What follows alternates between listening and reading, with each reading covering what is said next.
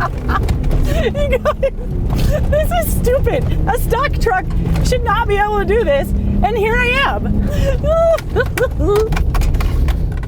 Well, it's a little bit of a windy day out here in Johnson Valley, home of the infamous King of the Hammers off-road race, but I don't care because I got the perfect vehicle, the 2022 Ford F-150 Raptor. Now, we're gonna do two things today. We're gonna find ourselves a steep and rocky hill, and we're gonna find ourselves some whoops. So, got my adventure pants on, I got my adventure boots on, let's go have an adventure.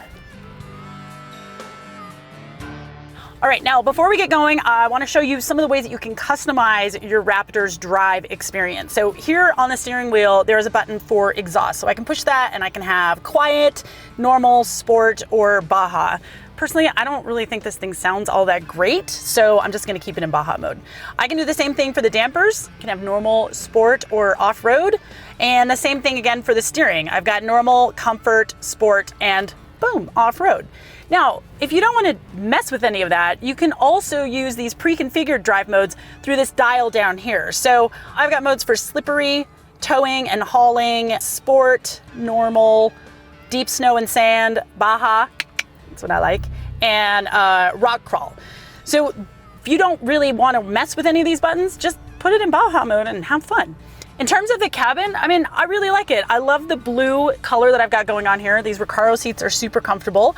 I've got some contrasting stitching. There's a really cool little like American flag Easter egg on the side. And you guys have handles to get in, even on the passenger side, because short people can't get into these trucks. All right, should we go find some fun? Let's go find some fun.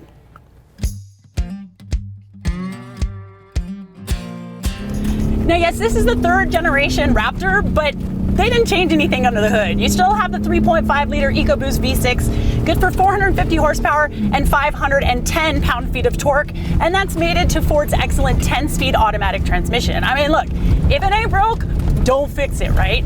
But this one has also got the optional 37-inch tires. Now, it's part of a $7,500 package, but the good news is that you get more ground clearance. About 13 inches of ground clearance, you get 33.1 degrees of approach angle, 25 degrees of departure angle, and 24.4 degrees of breakover angle. All right, so this hill, which is super steep, was part of the King of the Hammers racetrack this past winter. So let's see, we're gonna put this baby in 4 low because it's pretty steep and it's also pretty rocky. So we're gonna change it to rock crawl, perfection. That is going to automatically put it in 4 low, and it will also lock the rear end. Now, in this mode, I can also use Ford's one pedal driving, which will basically eliminates the need to have left foot braking. So you can lift up on the throttle and it will proportionally apply the brakes.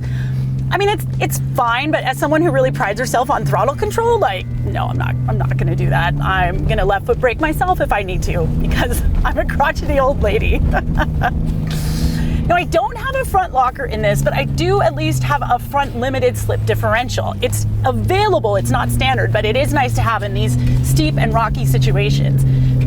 And I also have, you know, like I said, a 12-foot, come on, baby, there you go. I also have a 12-foot wheelbase, so you really have to be able to pick your line carefully. There we go, come on. My final drive here, I got 4:10 axle ratio final drive. So really, as long as you pay attention to that wheelbase, you can kind of scramble your way up pretty much anything. Now, in addition to those 37-inch tires, what's also new this year is a 5-link rear suspension. And that gets longer trailing arms plus a 24-inch coil spring. So that means that old leaf spring, that is gone, baby, gone.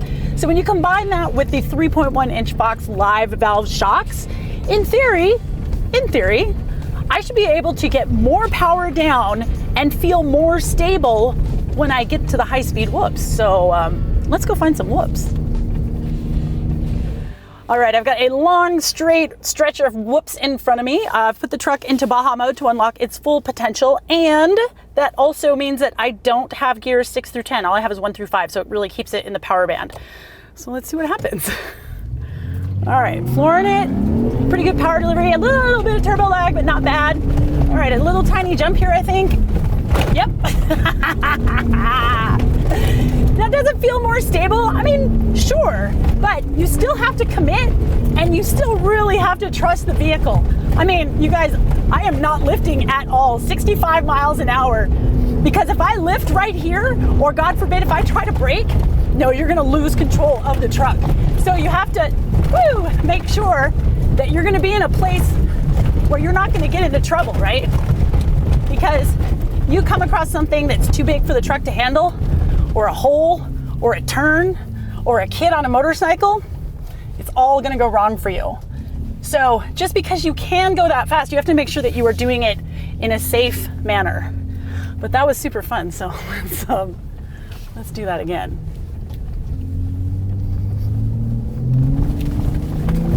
And here's the thing, right? I'm doing this on the 37-inch tires, which allows for less travel than on the 35s. I have 13 inches of travel in the front and 14 inches in the rear. Now, that's not really anything to sneeze at, sure, but like, I can get an inch more with the 35s, and like, an inch more is an inch more, am I right? This truck is stupid. I mean, it's definitely the best handling truck in the whoops. Now, I haven't driven the TRX, so I can't speak to that, but I mean, come on. What else is gonna touch this truck? Silverado ZR2? No, it's no long travel. Colorado ZR2? No, it's no long travel, and it's midsize. Like, forget it. This is it. This is it. Ram Rebel? Nope, not gonna happen. This is it. So I think the moral of the story here is that if you know you're gonna be doing some slow speed rock crawling stuff, maybe stick with the 37s, but if this high speed shit is your jam, you gotta go with the 35s. I would love to try this road on the 35s because I bet I could get 3 miles per hour faster. I mean, I've seen like 65, 67 on this road. I would really like to see 70. I would really like to see 70. Now, one thing I forgot to mention, because I was too busy having so much fun, is that you can also get Pro Power on board. So you can get the onboard 200-watt generator, which frankly would be perfect for tailgate parties and pitting for your friends in the Baja 1000. Now, when it comes to price, well, you're looking at a starting price of just over $71,000, including $1,795 for destination. But this guy, as it sits, 82 grand. Now, you guys, that is a lot of money, but trust me, this is a lot of truck. Okay, so the Raptor is pretty quick, but y'all know that the Ram TRX, I mean, that thing has got 700 horsepower. So what do you say? Are you going for this one? Are you going for the TRX, or are you waiting for that V8 Raptor that's gonna come at some undisclosed time? Let me know in the comments, and as always, like and subscribe.